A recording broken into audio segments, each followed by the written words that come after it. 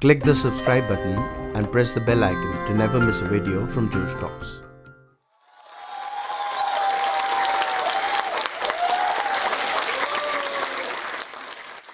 Thank you. So, my name is Virali Modi. I'm 26 years old from Mumbai. I'm a disability rights activist and a motivational speaker. So, I guess my story starts back in the US. So, I was raised in the US for 17 years. And ever since a young age, I've always wanted to be an actress and a model. But unfortunately, in 2006, I had come to India for a month. And when I got back, I am assuming that I got malaria. I was having the symptoms of malaria, basically feeling cold, feeling hot, having a very bad headache, fevers. So my parents took me to my doctor, and he gave me a normal paracetamol or a crocin, and said that it's probably just a viral fever and just to keep a look on it. Now, once I would take the medicine, the fever would go away. And once the effects of the medicine wore off, the fevers would skyrocket to 103, 104 degrees. So we went to the emergency room and they did all of their routine tests, urine culture, blood culture, MRI, CT scan, and everything was normal. They even did a spinal tap, so that's when you take a needle and insert it into the lumbar region of the spinal cord. And that was also normal, negative. Now, my mother told them that I had gone to India and I probably got malaria, and if they could give me the medicine. The doctors said no because all of the tests were normal. Now, that evening I was discharged and I was taken home and I fell asleep outside in the living room. The next morning, my mom comes and she runs her hand across my hair, and I wake up and I start hallucinating.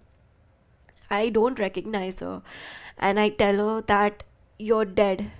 You're not my mother, you're dead. My mother is dead for me, and you've kidnapped me and you've brought me here. I want you to take me home. So my mother was worried and she told me, okay, fine, you go to sleep, and when you wake up, I'll take you to your house. And I went to sleep, and within 5 minutes, my grandmother comes and she does the same gesture. I wake up and I'm totally fine, I'm normal. So my mom decides to take me to the doctor, but before that, she tells me to get up and brush my teeth and have breakfast. Now, as soon as I get up to walk, I'm limping. I'm not able to walk properly. I'm walking as if I've had too much to drink. And I go to the washroom and I can't go to the washroom. I cannot urinate. So my mom and dad took me to the emergency room and they drained my bladder. They transferred me to a bigger hospital where they did an MRI, and they're assuming when they did the MRI, when they got the reports back, they assumed that they saw a shadow in the back of my neck, but nothing was conclusive.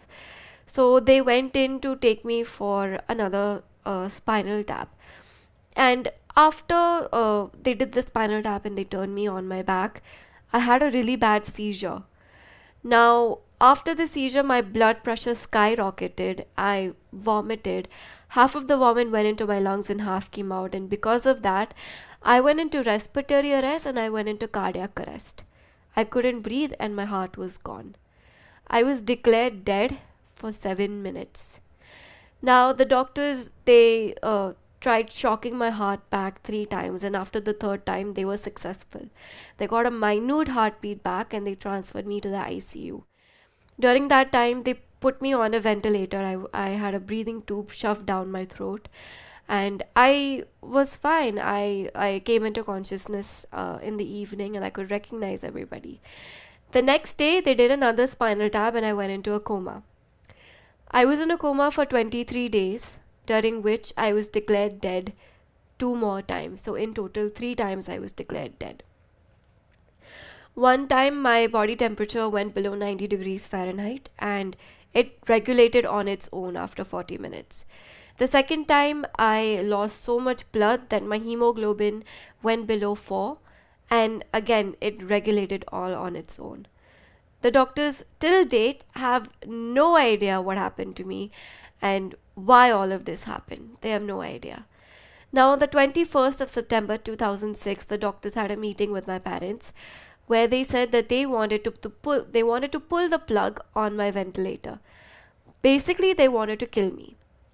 Now, my mom, she fell on the floor on holding the doctor's foot, and she was crying, and she told her that my 15th birthday is coming up, Virali's 15th birthday, and I want to celebrate it. So I don't care what you have to do, but you have to get me permission.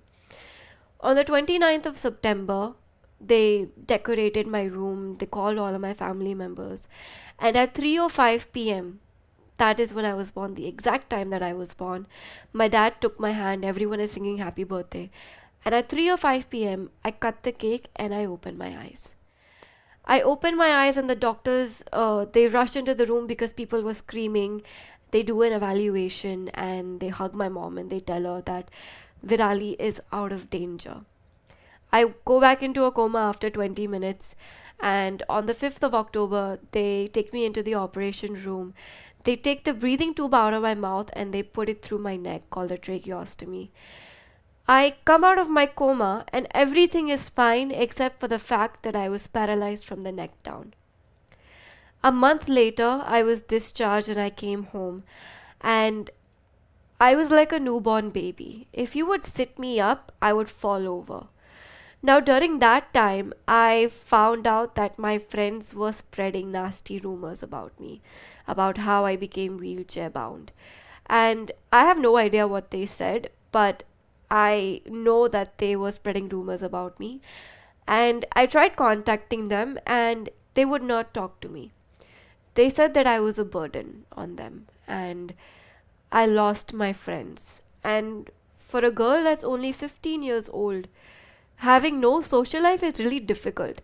And at that point in time, I had become so depressed that I told my mom that I don't want to live. I have no right to live. I'm losing my friends. And something that's really important that my mom told me is that I shouldn't seek validation from anybody. I should learn how to accept myself. And I cannot expect people to accept myself if I don't love myself. And the day that I start loving myself, I won't need anybody. I'll be happy in my own company. I understood that. I took it with a grain of salt, to be honest. Now comes my 16th birthday. My family and I, we all got together to celebrate my 16th birthday. We went to the Rocky Mountains and they rented out a cabin that wasn't accessible, which is their fault, to be honest. And because it wasn't accessible, I had to be carried and lifted everywhere with my wheelchair. Now, my uncles started talking about me behind my back, saying that, oh my god, she's so fat, we have to carry her. And because of her, now I've gotten back pain. And I heard that, and that really disheartened me. Now, my 16th birthday, no one wished me, no one even spoke to me. And my cousins, if they wanted to come and hang out with me, my aunt would stop them and she would tell them, don't hang out with Virali, because if you do na, you'll also become wheelchair bound, you'll also become disabled. And that was devastating for me. Now, again, that is another point in my life where I'd given up hope, and I didn't want to live. I'd become depressed. Now, my mother and father, they told me something, and they said that people who don't love you, especially family members, they don't accept you for who you are, they don't deserve to be in your life. You need to be content with yourself, and you need to love yourself. Again, that same lesson that they taught me. Now comes 2008. I shifted to India, and I shifted to Mumbai actually. And from Mumbai, I had to take a train to Delhi. And now, as you all know, there is nothing like accessibility in India. Our infrastructure does not support it. And I get to the train station, I get to the platform, and I look at the train. I'm near my compartment, and I'm thinking, yeah, there must be a ramp there must be a lift, something that will help me get inside. There wasn't, obviously. My mom had to call two porters, and they come and they're staring at me as if I'm a piece of meat, as if I'm a piece of luggage. They're looking at me with dirty eyes. And this one guy, he comes and he holds me from my knees, and the other guy comes and holds me from my shoulders. When they lift me, the guy holding me from my shoulders, he wraps his arms around my chest and he gropes me. He's manhandling me and he's molesting me. And at that time, I thought it was probably a mistake, but his repetitive movements confirmed my doubts. I didn't say anything because I was scared of being slut shamed. I didn't want my mom to be slut shamed. And this didn't happen just once. This happened 2 more times. So, in a total of 3 times. And I didn't say anything until 2017, early 2017. I wanted to raise my voice about this issue. And I spoke to my parents and I told them that I want to talk about this. But should I? So they said, go for it. Why not? I said, because what will people say? What will people think? Log kya kahenge? Basically. So they said one really important thing. They said, listen, we are the ones feeding you. We are the ones taking care of you, not this whole world. So their opinion should not matter. Log kya kahenge shouldn't matter at all. We are the ones that are feeding you. And if someone has to say anything about it, we'll be the ones to shut them up. So you do what you have to do. So I started the petition called #MyTrain2, and currently it has over 2 lakh signatures. And with that, on an individual level with the railway official, I have made 6 stations totally wheelchair accessible in the south.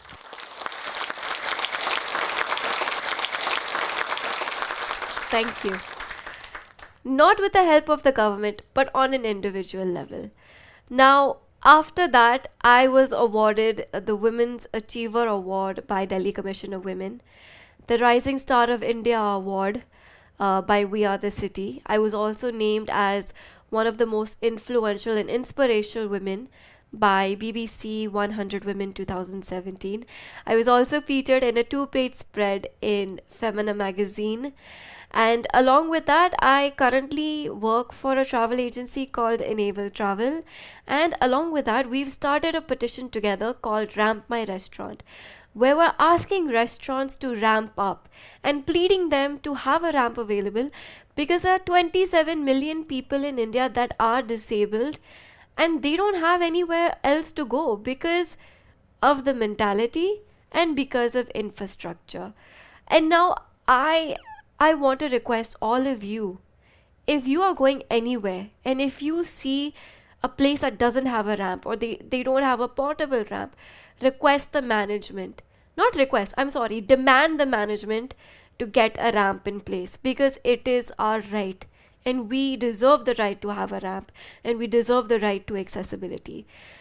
Now, at the beginning of this talk, I said something. I said that I always aspired and dreamt of being a model and being an actress. And I'm so incredibly elated and so incredibly happy to share this with you guys.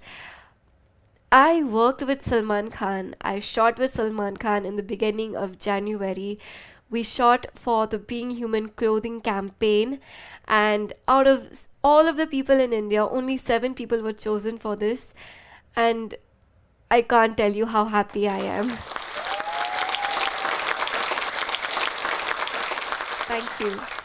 Along with that, I'm also winning the Bharat Prerna Award of 2018. Thank you. Now, before I leave you guys, I just want to leave you with this one thought. Never give up. I know that it's really easy to say, and I know it's really hard to put into action. But don't give up. I know people do get depressed and life is a struggle. Believe me, that is the definition of life, a struggle.